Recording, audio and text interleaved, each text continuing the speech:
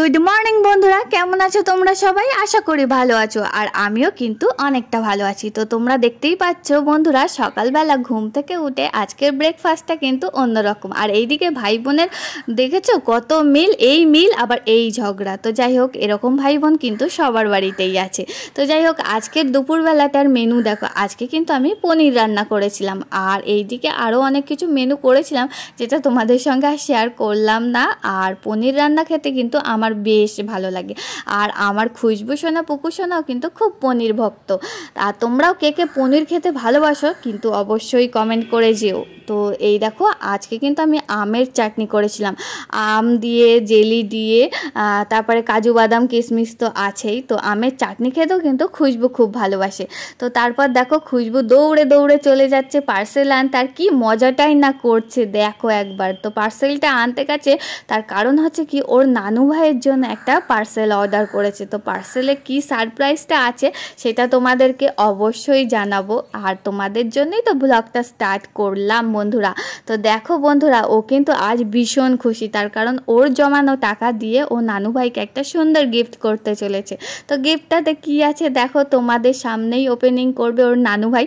তো ওর নানু ভাইকে এই প্রথমবার একটা কোনো গিফট দিল, আর সেটা হচ্ছে কি ওর নিজের টাকায়। আর সেই নিজের টাকাটা সত্যি কথা বলতে বন্ধুরা, তোমরা ওকে এত ভালোবাসা দিয়েছো যে আজ ও একটা ওর নানু ভাইকে সুন্দর একটা জিনিস গিফট করতে পারলো। কিন্তু ওর নানু ভাই খুব রেগে গেছিলো যে কি দরকার ছিল এই সব গিফট করার, এত টাকা দামের এত জিনিস গিফট করার। কোন এই যে দেখো, নানু ভাই বকাবকি স্টার্ট করে দিয়েছে। আমাকে দেখে তো বেশিই বলছে যে তোর বুদ্ধি এইগুলো, তুই কেন এগুলো করতে যাস। ওই দেখো, গিফটটা পেয়ে মানুষ খুশি হবে কি, কিন্তু আমার বাবার মানে কি বলবো আগেই জিজ্ঞাসা করবে কত দাম। তো যাই হোক, আমার মনে হয় সবার বাবারাই এরকম একটু।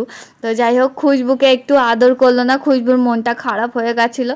তারপর খুশবু যখন এরকম একটু নাটক করছিল, তারপরে দেখো না একবার কত সুন্দর করে একটু আদর করে দিল।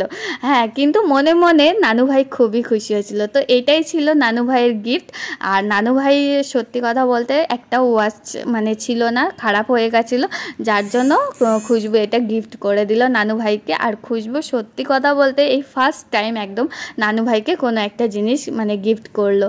তারপরে দেখো, আমরা বিকেল হতে না হতেই একদম চলে এসেছি আমাদের নতুন রাস্তায়। তো নতুন রাস্তা বলতে বন্ধুরা, আমাদের বাড়ির পাশে একটা মানে ভদ্রলোক, তো সে আর কি একটা নতুন রাস্তা করেছে। তো সেই রাস্তাটাতেই এখন আমাদের খেলাধুলা, মানে আমার ছেলে মেয়ের বিশেষ করে। তো এই রাস্তাটাতে না বিকেল হলেই মানে এই যে এই বাড়িটা দেখতে পাচ্ছ, তো ইনি ভদ্রলোক আর কি এই রাস্তাটা মানে সুন্দর করে করেছে।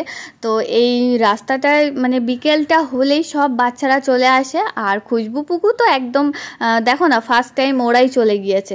তো তারপরে কি হয়, বাচ্চারা সবাই এসে এখানটাতে বিকেল থেকে সন্ধ্যে পর্যন্ত খেলা হয়। তো এইখানটা এই রাস্তাটা করে এতটাই জমজমাট হয়ে গেছে যে তোমাদের কি বলবো। তো যাই হোক, এই দুই সাইডে এতটা ফাঁকা বলে না বন্ধুরা, খুব সুন্দর এখানটায় হাওয়া দেয়। তো আজকে একটু গরমের মানে ওয়েদারটা বেশি বলে ওর জন্য অতটা হাওয়া হচ্ছে না, কিন্তু এমনি টাইম সত্যি কথা বলতে খুব সুন্দর ওখানটায় হাওয়া হয়। আর এই যে দেখো, খুশবু আবার দেখাচ্ছে, মা দেখো ব্লগে দেখাও, ওইদিকে একটা রাস্তা আছে, এই যে এটা হচ্ছে মেন রাস্তা আমাদের। তো এখন আমরা সত্যি কথা বলতে এখান দিয়েই বেশিরভাগ টাইম যাতায়াত করি। আর এই দেখো পুকুসোনাও, দেখো পুকুসোনাও কিন্তু এখন ভালোই ব্লগ করতে শিখে গিয়েছে। আর তোমরা বলো, খুশবুর থেকে পুকুসোনা বেশি মানে কিউট। আর সত্যি কথা বলতে কিউট তো হতে পারে, কিন্তু খুশবু থেকে পুকুসোনা বেশি দুষ্টু। তারপরে এই যে দেখো, ওর বান্ধবী এক এক করে চলে আসছে। আর এই যে এটা হচ্ছে ওর একটা বান্ধবী, মানে আমাদের পাশে পাড়াতেই থাকে। তো ওর সঙ্গে ও খেলাধুলো করে। তো সবাই মিলে এখানটা এসে খেলাধুলো করে। তারপর আস্তে আস্তে মানে বাড়ির অনেক লোকজনও আসে। তারপর আমরাও একসঙ্গে একটু গল্প সল্প করি এই রাস্তাটাতে, সত্যিই খুব ভালো লাগে। তো যাই হোক, সন্ধে হতে না হতেই দেখো বন্ধুরা, আজকে মানে কি বলবো, খুশবু খুব বায়না করছিল, মা একটু পায়েস করো, মা একটু পায়েস করো। তো আমি ভাবলাম একটু করেই দিই। তো বাড়িতে দুধ এমনিও ছিল ফ্রিজে, ওর জন্য ভাবলাম যখন সব কিছু রেডি আছে তো একটু ওকে পায়েস করিয়ে দিই।